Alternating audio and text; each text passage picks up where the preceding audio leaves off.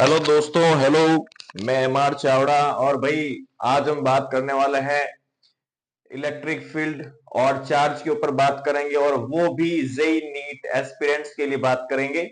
और टारगेट रहने वाला है, ज्यादा हम प्रेफर करेंगे नीट वाले स्टूडेंट्स को, जिसके अंदर मैं फिजिक्स के ऊपर पूरा होल कोर्स देने वाला हूं बाय वीडियोस के माध्यम से। और दोस्तों, हर एक टॉपिक के ऊपर मेरा ये प्रयास रहेगा कि आपको वही सटीक क्वेश्चन कराऊं जो सीधा नीट के पेपर में क्या करता हो, छेद करता हो दिया। ठीक है ना यहाँ पे? तो दोस्तों, आप लोगों को मनोयोग के साथ जुड़ना है। यदि आपको इस वीडियो से फायदा मिले तो जबरदस्ती किसी बच्चे से नहीं है। लगे कि भी बहते हुए पानी में हाथ धो लेना चाहिए या पानी पी लेना चाहिए, वो आपके ऊपर डिपेंड करता है। ठीक है ना भाई? मैं तो मेरा काम कर रहा हूं, मेरा 100% रहेगा। बस किसको देखना है? जो अपना फायदा समझे इस वीडियो के अंदर। अब सबसे फर्स्ट हम बात करेंगे दोस्तों electric charge, electric charge and field पे। दोस्तों, हम इलेक्ट्रिक चार्ज और फील्ड पे बात करें तो इसमें से कम आपके 3 से 4 क्वेश्चंस पुट अप होने की संभावना बनती है हमारे नीट एग्जाम के अंदर। ठीक है ना भाई?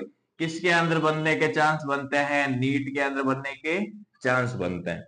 ये तो हमारा चैप्टर है। क्लास हम पूरा लेंगे। पहले मैं क्लास 12th को बजट में रखूंगा, क्योंकि उसमें से ज्यादा क्वेश्चंस पुट अप होते हैं। ठीक है ना? पूरा कोर्स हो जाएगा इस पे।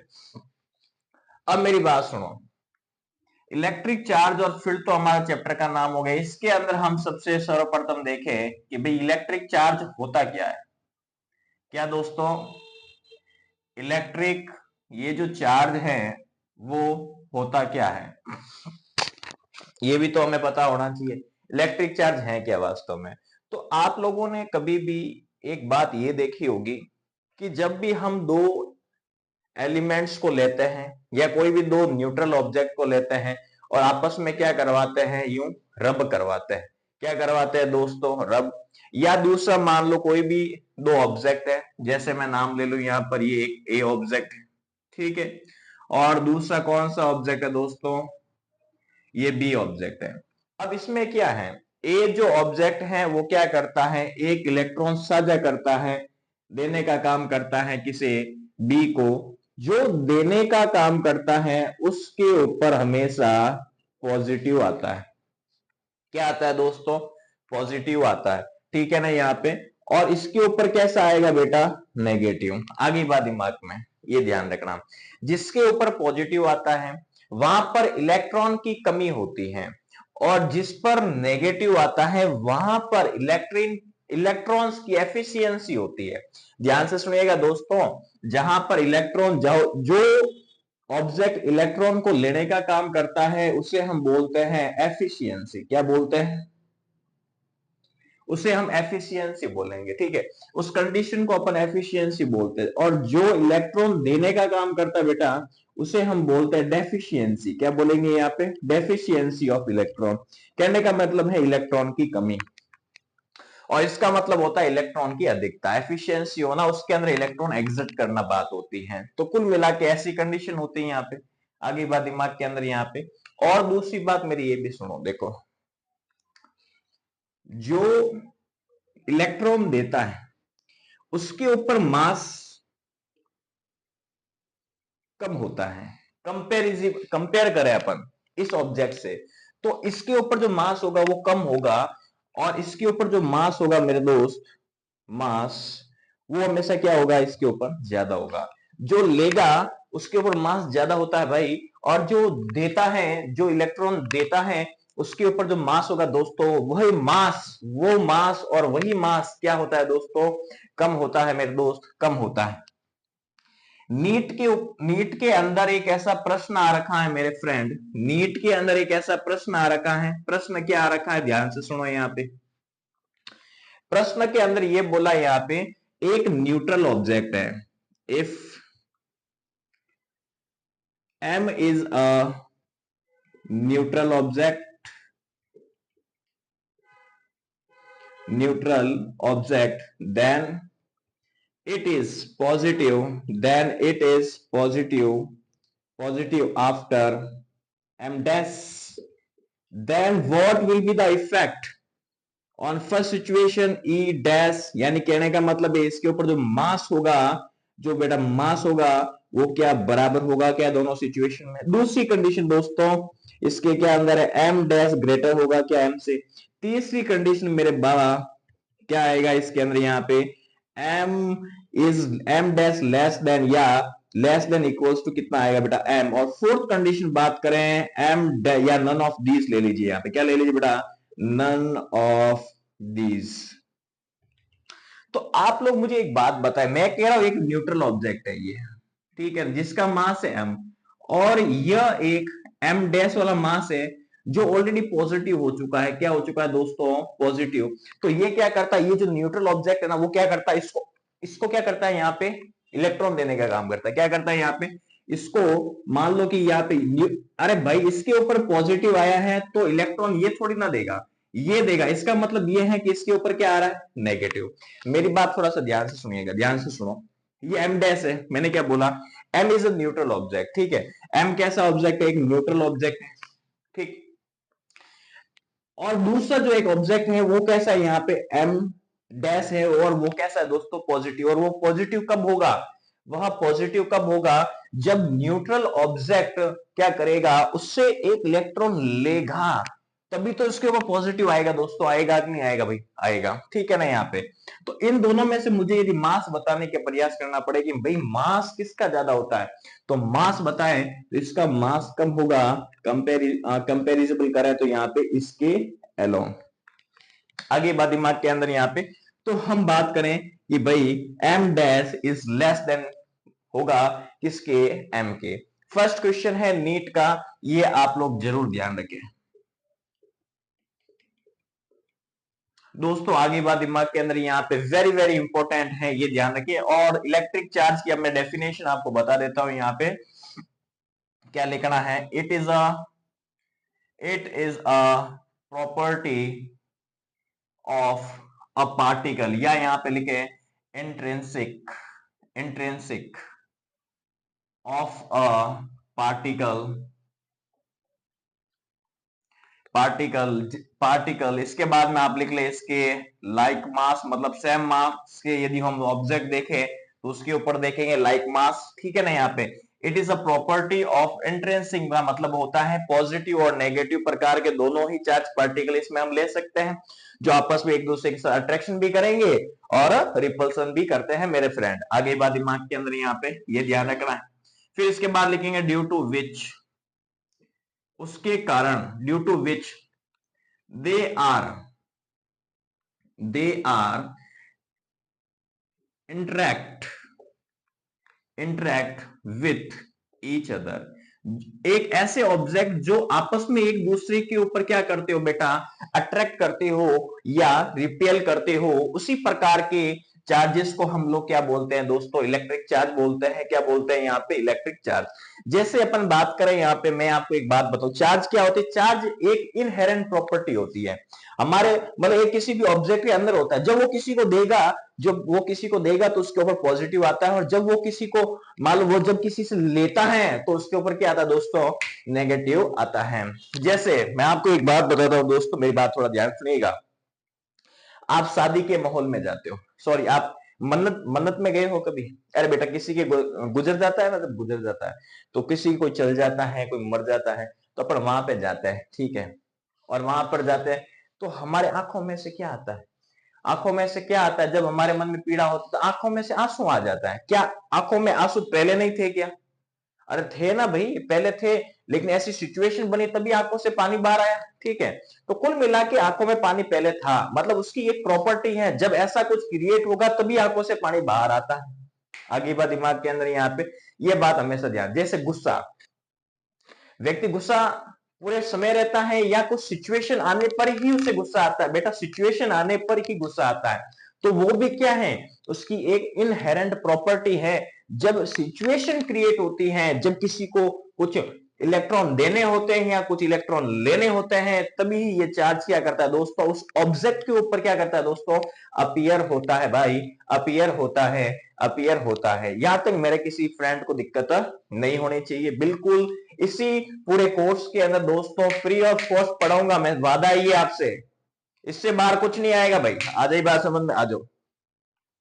कोई भी बच्चा यदि इसका स्क्रीनशॉट लेना चाहता है तो ले सकता है, देन आफ्टर मैं आगे बढ़ूंगा। ले लीजिए भाई, स्क्रीनशॉट ले लीजिए। अब इसके बाद मेरी बात सुनो, देखो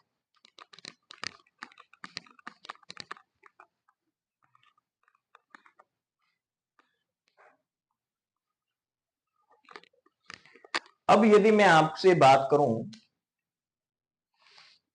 प्रॉपर्टीज ऑफ चार्ज, चार्ज की कुछ प्रॉपर्टी के बारे में बात करूं, property of a charge, charge की प्रॉपर्टी क्या क्या हो सकती है। तो मेरी बात थोड़ा सा, एक बात हमेशा ध्यान रखिए, देखो चार्ज को ना तो क्रिएट किया जा सकता है और ना ही डिस्ट्रॉय किया जा सकता है। फर्स्ट पॉइंट क्या लिखेंगे, charge neither be created, neither be created nor be destroyed, nor be destroyed। यानी कहने का मतलब यह है कि चार्ज को ना हम पैदा कर सकते हैं और ना ही इसको बर्बाद कर सकते हैं, फर्स्ट चीज। अब और क्या लिखना है यहां पे, पूरे संसार के अंदर जितना भी चार्ज होता है ना बेटा, होल चार्ज ऑफ ग्लोबल, वो कांस्टेंट होता है। क्या होता है यहाँ पे, whole charge, whole charge of earth, of the earth, of the earth is constant. Universal charge जिसे अपन कहते हैं, वो कैसा होता है बेटा, कांस्टेंट होता है, फिक्स होता है, कांस्टेंट होता है, स्थिर होता है, फिक्स होता है दोस्तों। एक बात ये भी ध्यान रखिएगा आप लोग, ठीक है। और भाई अब हमारे मन में एक सवाल आता है कि सर ये जो चार्ज जो फ्लो करता है वो कौन सी फॉर्म में फ्लो करता है। तो चार्ज हमेशा बेटा ट्रांसफर ऑफ इलेक्ट्रॉनों की वजह से फ्लो करता है। तो अपन लिखेंगे क्या, charge will always be transferred due to transfer of electron. जो चार्ज है दोस्तों वो इलेक्ट्रॉनों के ट्रांसफर करने की वजह से क्या करता है दोस्तों, फ्लो करता है। यहां तक मेरे किसी मित्र को दिक्कत नहीं होनी चाहिए, ये उसकी प्रॉपर्टीज होती है, ये ध्यान रखें।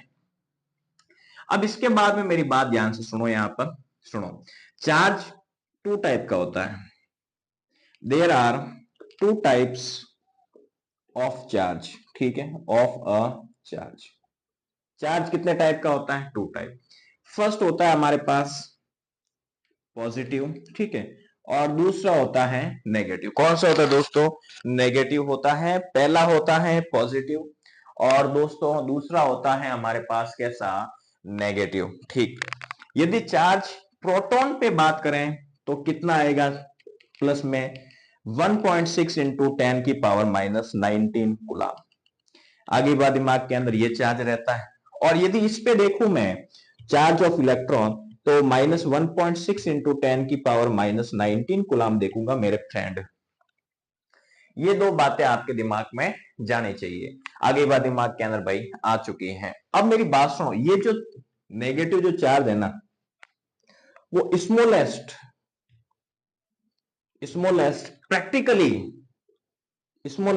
प्रैक्टिकली वैल्यू होती है। मतलब प्रैक्टिकल फॉर्म में देखें तो चार्ज की ये सबसे मिनिमम वैल्यू होती है, स्मॉलेस्ट प्रैक्टिकल वैल्यू होती है। ये आपको हमेशा ध्यान रखना है। आगे बात दिमाग में, नोट्स लिखते जाइएगा दोस्तों, नोट्स लिखते जाइएगा, वेरी इंपॉर्टेंट नोट्स है, ये ध्यान रखिएगा। ऐसे नोट्स आपको कहीं नहीं मिलने वाले हैं और कोई भी आपको फ्री ऑफ कॉस्ट नहीं पढ़ाएगा, मैं आपको बता, और फ्री ऑफ कॉस्ट भी पढ़ाते हैं लोग तो हमेशा आधी अधूरी चीजें बताते हैं दोस्तों। मैं आपको A to Z चीजें बताने वाला हूं। आगे बात दिमाग के अंदर यहाँ पे ध्यान से, तो ये वाली चीजें आप लोग उतार लीजिएगा, स्क्रीनशॉट खींच लीजिए, ठीक है। अब मैं चलता हूं आगे की ओर, ध्यान से।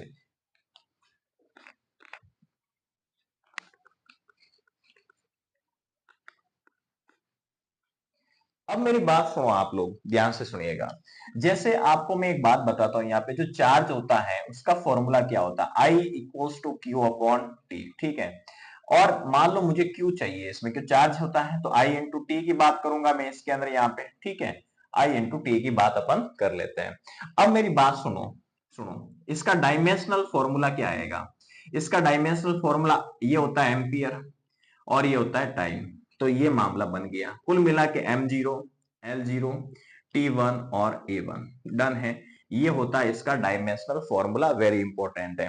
अब बात आती है सर इसका SI यूनिट क्या होता है, क्या बोला, SI unit of charge, of a charge.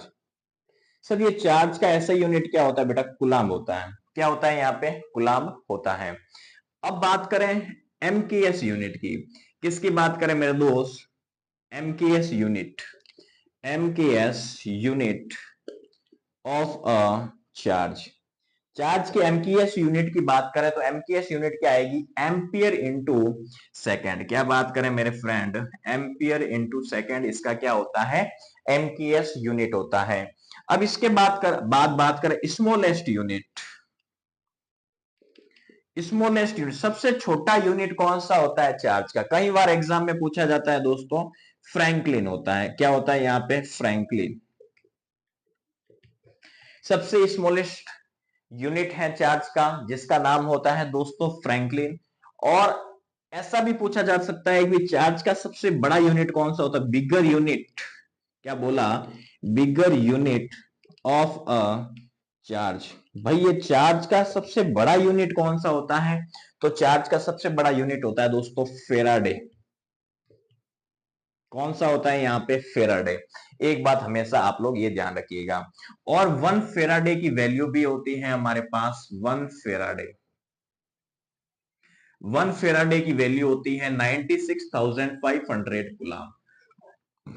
ये होती है 1 फेराडे की वैल्यू दोस्तों। आगे बात दिमाग के अंदर, यहाँ पे 1 फेराडे की जो हमारे पास वैल्यू है वो कितनी है, 96,500 coulomb is the value of bigger unit of a charge.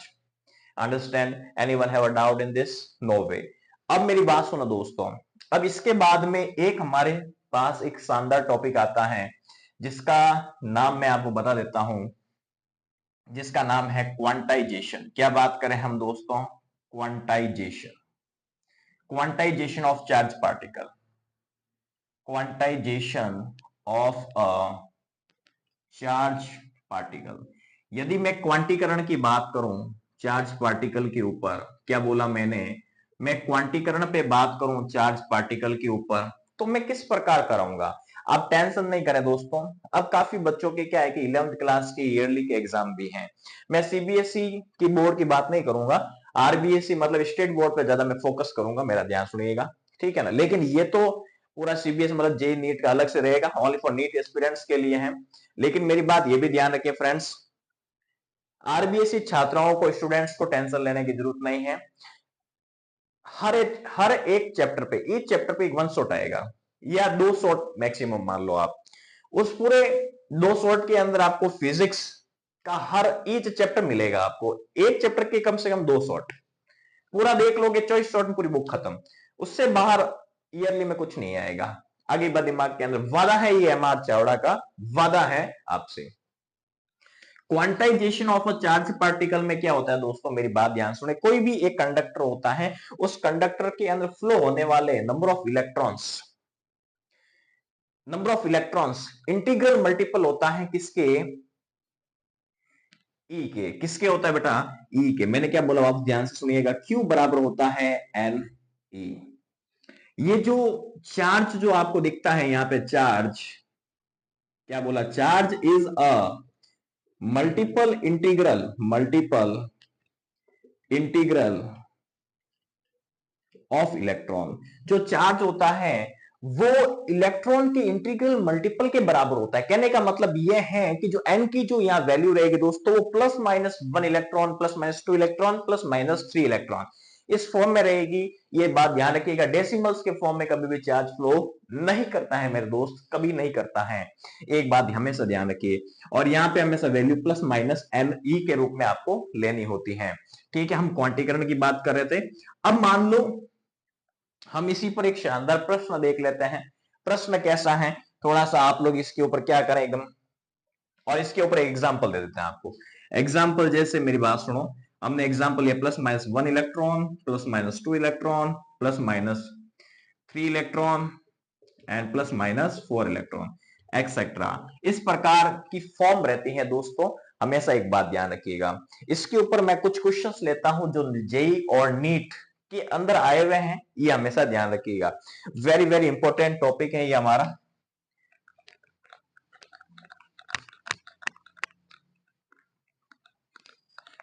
अब इसके बाद दोस्तों यदि हम देखें कि भाई और ज्यादा क्या अच्छा किया जा सकता है इसके अंदर, ध्यान से सुने मेरी बात। देखो, इफ a object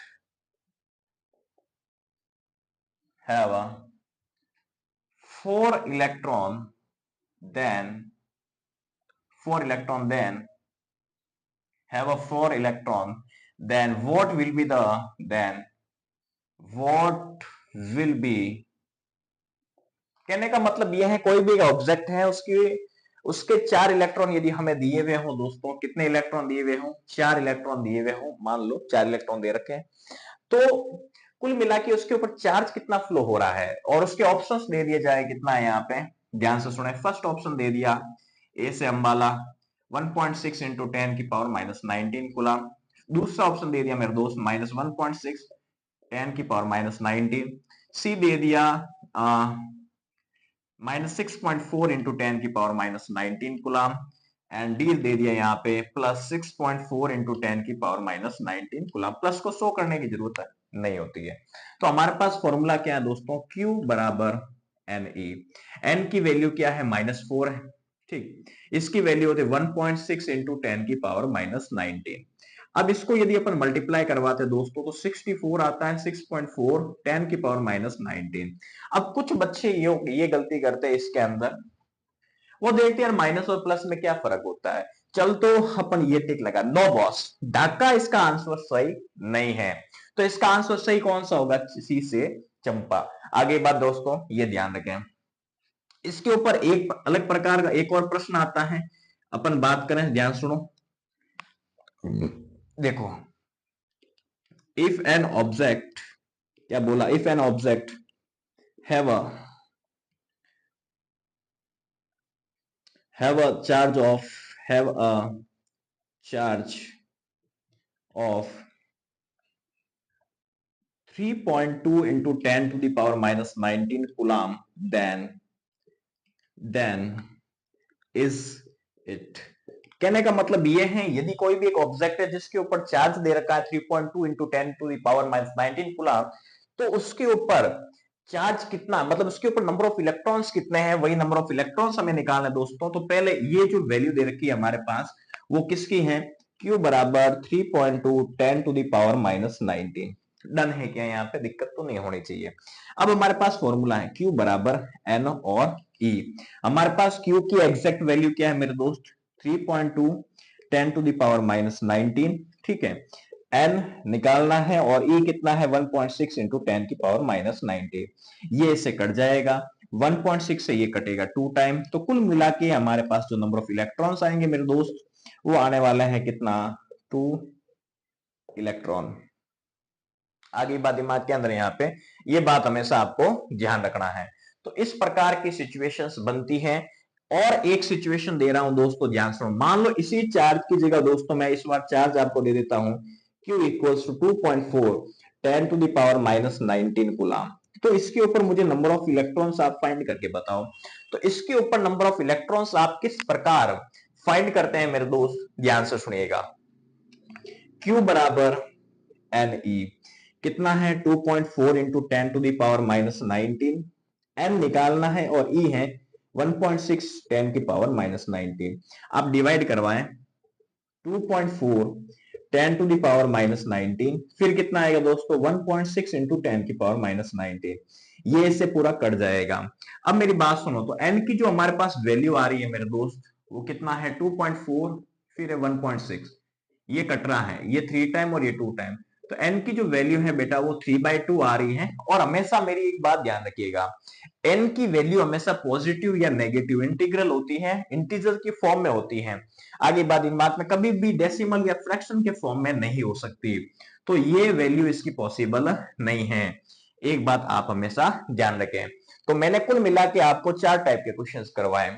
आगे बात दिमाग के अंदर दोस्तों, तो आपको क्या करना है, इसी को बार बार पढ़ना है, अंडरस्टैंडिंग लानी है अपने अंदर, और प्रयास कीजिएगा। इसी प्रकार की वीडियो को मैं एक और चढ़ाऊंगा आपको। पहले आज के लिए मैं क्षमा चाहूंगा, क्षमा प्रार्थी हूं दोस्तों। आगे की वीडियो और आपके लिए शानदार तरीके से आने वाली है, इसी के आगे वाले टॉपिक पर। आप चाहें आप इसका स्क्रीनशॉट ले सकते हैं, ध्यान से देख लीजिए। Thank you and very much दोस्तों, take care, enjoy your life, thank you and very much.